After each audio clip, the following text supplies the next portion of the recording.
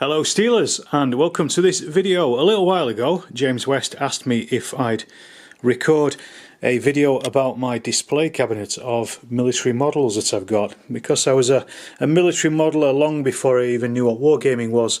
When I was a nipper, I've always had an interest in it, and I've always built models, and these are some of the modern ones that survive. So I thought I'd just do a video really to take you through some of them, because some of them occasionally appear on as pictures on the channel or occasionally in videos and things, but in general you don't always see them. You see more of my wargaming output than anything else. So this is a display case that my wife recommended to me to buy, actually, from IKEA.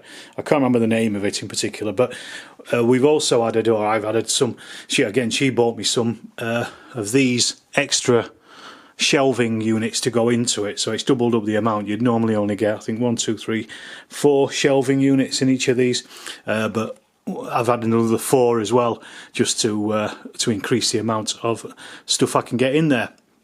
You can probably already see some of these things are a little bit damaged because they've been in here. Some of these have moved house about 3 or 4 times as well at this point. But I'm going to work my way through them. And I'll talk about each of the different shelves and the different bits and pieces that you can see. And hopefully this might be of interest to some people. We'll see. Right, well, first of all, moving up onto the top one, we've got this is a First World War collection, basically.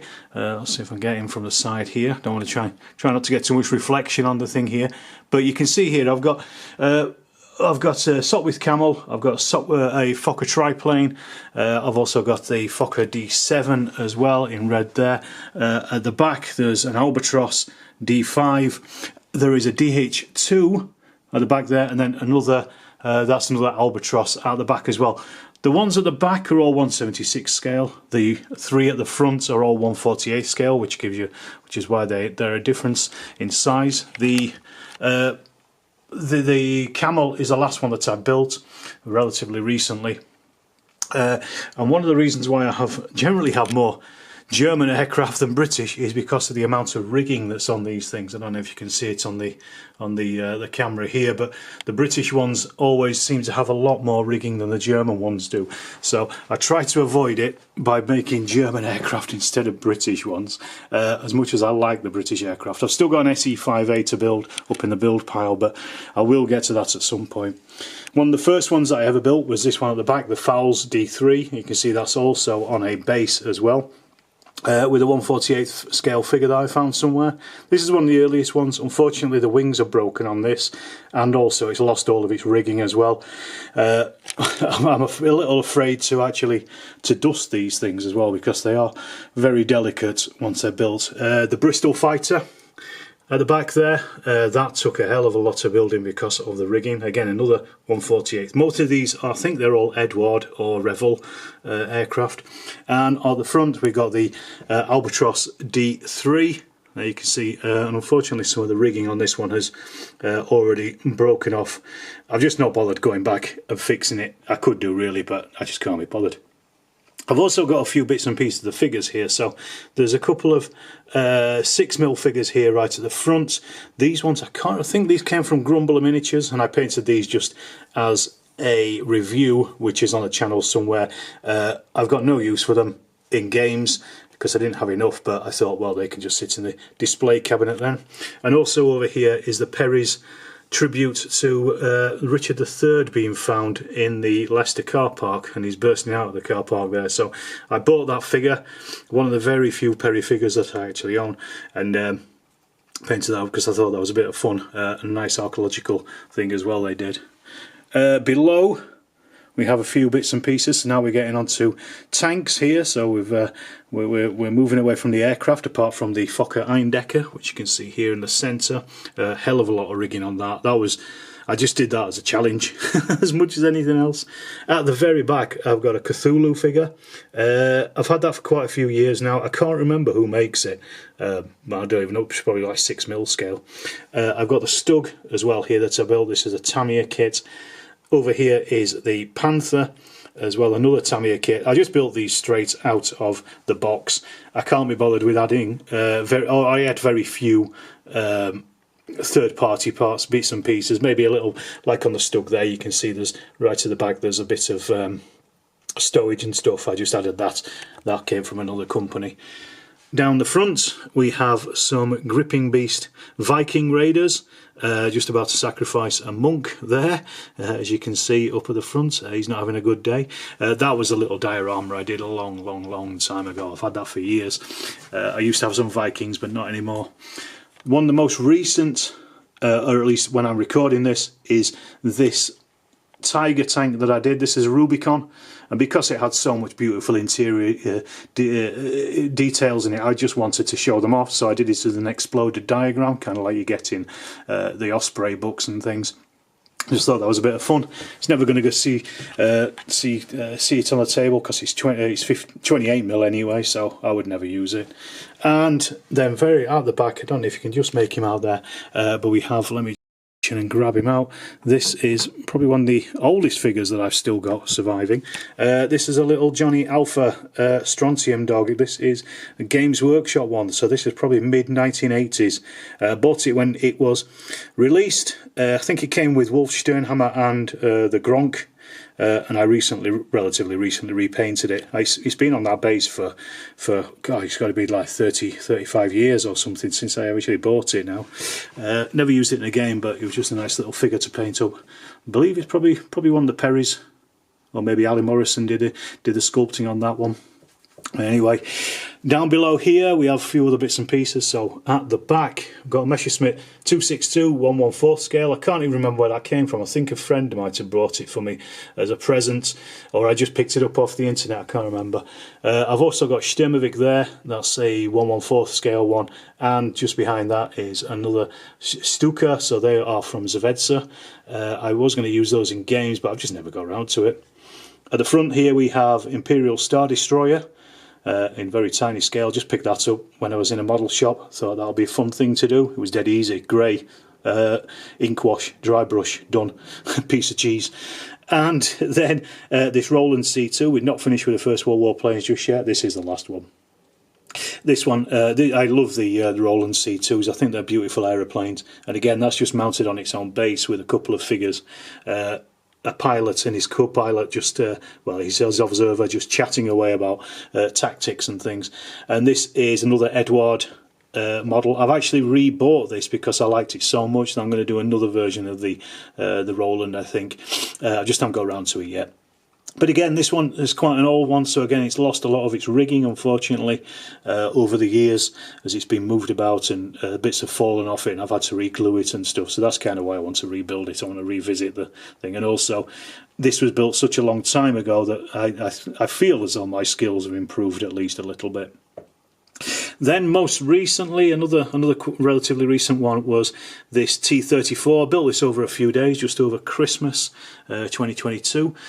This one I wanted to do with the hairspray chipping technique, which is where you paint the basic colours on the vehicle, then you spray it with hairspray and then basically use water and an old brush to scrub off the hairspray to reveal the paint below, and that's kind of what I was going for. It was a bit of an experiment and I'm quite happy with how that turned out actually. There's a few pictures of that on the community tab in the channel, so go and check those out. I think I mentioned it in my hobby update as well, there's pictures there. Moving on.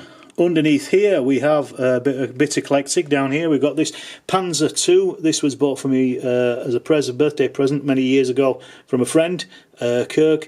It's an old Tamiya kit, so I built it again straight out of the box. Just put it on a little its own little plinth as well, and it came with those 4 Africa core figures as well, which were good fun to paint up and stuff. So this one I used a chipping technique using it's a chipping mask. I think it was from Humbrol. So you basically, once again, you paint underneath it, then you paint the masking over the top, and then basically strip it off, and it should reveal the chipping underneath. But quite an old kit and quite an old model from my perspective as well.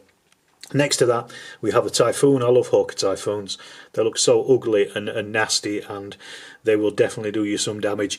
And that is there. That's another good little kit. I can't remember what this one was. Revel perhaps, 1/48 scale. It's quite big for a Second World War one. And nowadays I'll probably do it in 176 just to be able to fit it in somewhere. And then in front of that we've got this crashed TIE interceptor as well, as you can see here. So that's that was done as a diorama for my 15mm Star Wars, but it's ended up in the display cabinet because I always forget to get it out on the tabletop. But that's there. That was done a while back. I just bought it, and because I wasn't going to use it in space, I thought, well, let's have it crashed. Then underneath this we have, this is the MR Mark IV tank, First World War tank. You can see here this is surrounded by Tamiya infantry, British infantry, and on the side there, I don't know if you can pick that up, but the Lewis team as well. This is Mark IV tank, but I actually painted it in the same colour as the tank that we'd found at Bullecourt, which was painted in a dark green colour. Nobody really knows what colour the tanks were painted in. Khaki is mentioned a lot, but you know, khaki can mean lots of different things to lots of different people. The one that we found actually had dark green paint on it. I'm not going to go into it too much, but that was a Mark II tank, and it was also in one particular area. So historically, this one is probably painted in the wrong colour, but I wanted to do it as a tribute to the one that we'd found archaeologically. Then moving down further, next one, more German tanks. It seems like I've got this obsession with German tanks, but to be honest, most of these things have been given to me as presents, such as this King Tiger at the back. This was given to me as a 30th birthday present when I lived over in Ireland. Damien gave me this. The Iron Cross there that you can see is a replica that was given to me by my mate who worked at the gunpowder mills when they were clearing out some of their old stuff. It's just a replica, so I thought, well, that looks pretty good on a King Tiger base, doesn't it?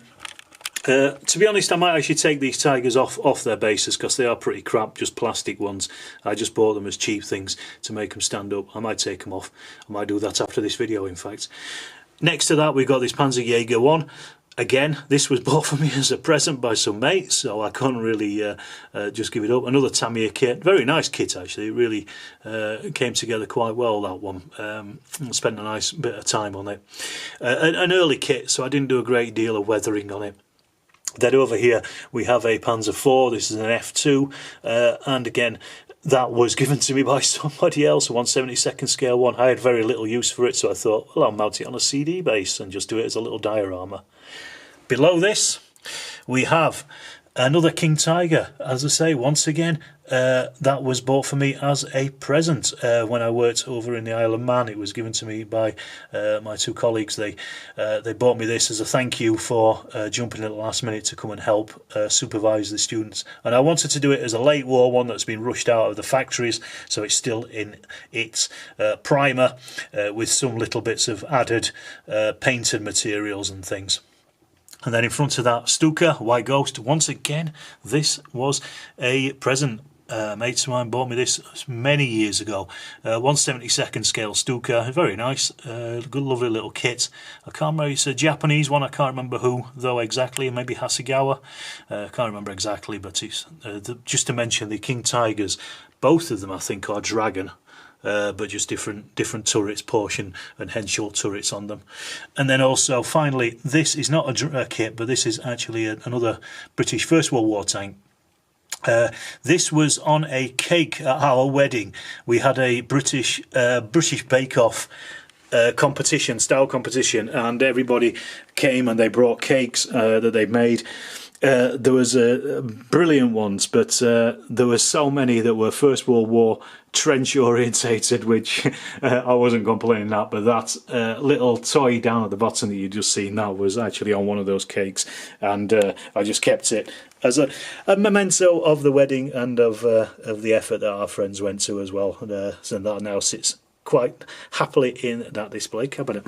So there you are, that's it. That's the display cabinet in the corner of the living room here at Storm Towers. As I say, this came from IKEA. It's pretty full now. I have had other things in here in the past. Some things have got broken over the years, so they've just gone. I've just got rid of them, but just then filled up with other stuff as well. And it's my little allowance to my military interests down in the main front room. Everything else is up in the loft in the war room. Alright, well, I hope you enjoyed that video, a little walk through the stuff that I've got here. If you did, do subscribe, leave me a comment, let me know what you think of it, and as I say, that's as much as I can say really. So I hope you've enjoyed that, James, and I shall see you in the next Storm of Steel video.